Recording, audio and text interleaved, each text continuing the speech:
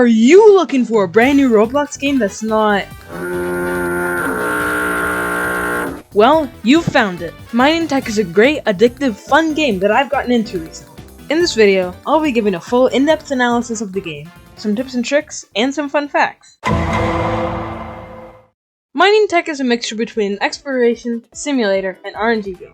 Here's a brief explanation of it. Once you spawn in, you just pull out your pickaxe and start digging around. As you go about, you'll start to find a bit of ores.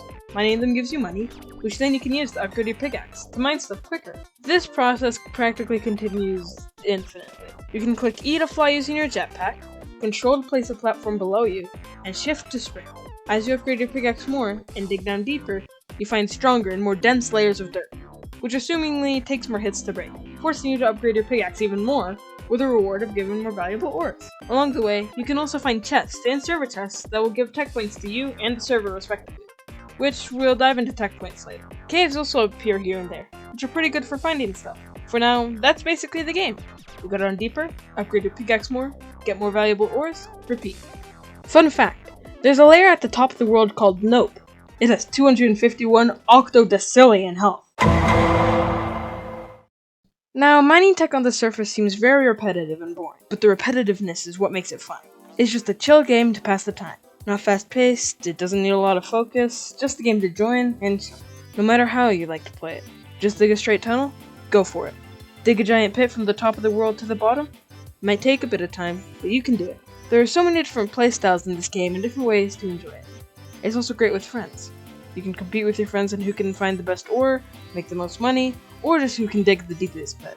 Even after this video, if the game still seems boring, I encourage you to at least give it a try. You might find a way to enjoy it. Fun fact, the creator of Mining Tech also made a modern military strategy RTS game called The Conquerors 3. Tech points are the secondary currency in Mining Tech, but that doesn't mean it isn't important. If anything, it might even be more important than money. With tech points, you can go into this special shop right here that has 4 different items to buy. First of all, the teleporter.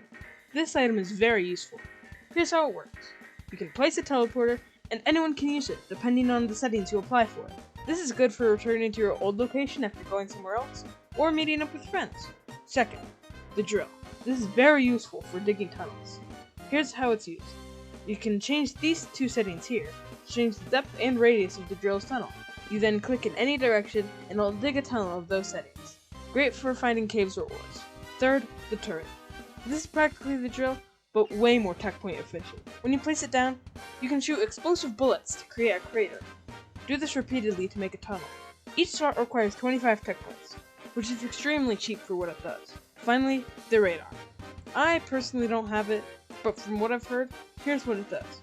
When used, it consumes a bit of tech points, in exchange for locating certain types of ores around you. Extremely good for finding rare ores. Tech points can be used on items to help you find better ores, caves, or just general quality of life. Fun fact, Mining Tech was created over 6 years ago. In Mining Tech, there are different types of ores, which obviously have different values. These ores are sorted into tiers, based on price and rarity. There are tiers 1 through 9. Each tier gets more rare as you go up, starting from 1 in every 20 blocks to 1 in every 500 million blocks. For simplicity's sake, I correlated each tier into different rarities. Tier 1 to 2, common. If you play the game for any time, you're bound to find at least one of these. 1 in every 20 to 100 blocks. Tier 3 to 4, uncommon. These ores are pretty rare, and are pretty good when you find them. They usually give a lot of money, and you'll have to play for a while to find them. 1 in every 1,000 to 5,000 blocks. Tier 5 to 6, rare. These ores are very rare, and would be very shocking if you found one. So rare that they put a message in the chat every time you find one. 1 in every 50,000 to 500,000 blocks. Tier 7 to 8, legendary. These ores are almost impossible to find. You will see almost nobody finding them, and when someone does, it's something to be surprised about. Don't expect to find one unless you're very lucky. 1 in every 5 million to 50 million blocks. Tier 9, impossible. This ore is so unbelievably rare that I don't even have footage for it. Only one spawns in every server, and each server's world is very big. It's basically impossible to find.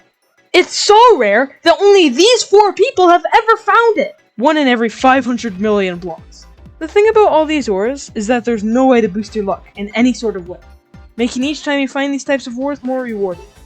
At the time of making this video, the rarest type of ores I personally have ever found is a tier 5.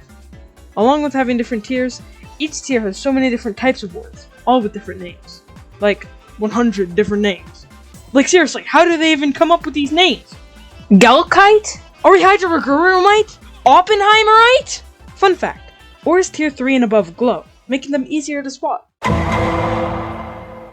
One of my favorite parts about this game is the community. Everyone is just so kind and helpful.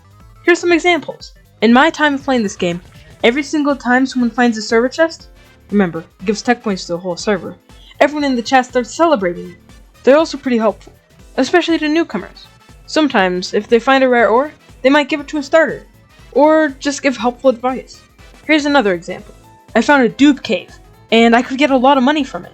So I went to place a teleporter so people could see, but then a guy in the chat told me not to, as people might teleport to the cave and steal all the ores that I found for myself, which was a very likely scenario. Now, this was a really big deal, because dupe caves are actually a really rare phenomenon in mining tech that spawns a cave, but all the ores inside of it are the same type, and in this very rare case, they were all tier 4 ores! I made lots of money from it, because of that guy. So yeah, the community's great. Fun fact, dupe caves aren't just for ores. It can happen in chests, too. Now that you know all about this game, here are some tips and tricks to be more efficient with your mining and to save time. A good way of getting lots of tech points is finding caves. Chests are very visible and easy to find in those. To find these, make a drill with as much depth as you want and 1 radius. Half the time, you'll run into a few caves. Along the way, you might also find some rare ores that you can mine up for extra cash. It costs a lot to do, but you'll likely make some profit. The best way to make money early game is by mining at the deepest layer you can break in one shot. It will save time because you can just instantly break all the blocks. The blocks itself give a bit of money, and you can find ores quicker because you can tunnel quicker. Get the turret as soon as possible. It's very good for finding good ores or digging deep, at a cheap price too. Turret over drill any day. If you want to get down to a deep layer, but either have very little tech points, or just don't feel like digging down, go to the teleporter menu. Most of the time, there will be a teleporter that someone placed down publicly that will be at least a little close to where you want to mine. But when you place a teleporter, you shouldn't put it on public. Lots of the time, people might mess up your flow, take your ores, or just be generally annoying. Put it on friends if you just want to play with your friends. So that's all I gotta say about this awesome game. I suggest you try it out for yourself, especially if you want to get addicted to a game. Even if you don't want to try this game.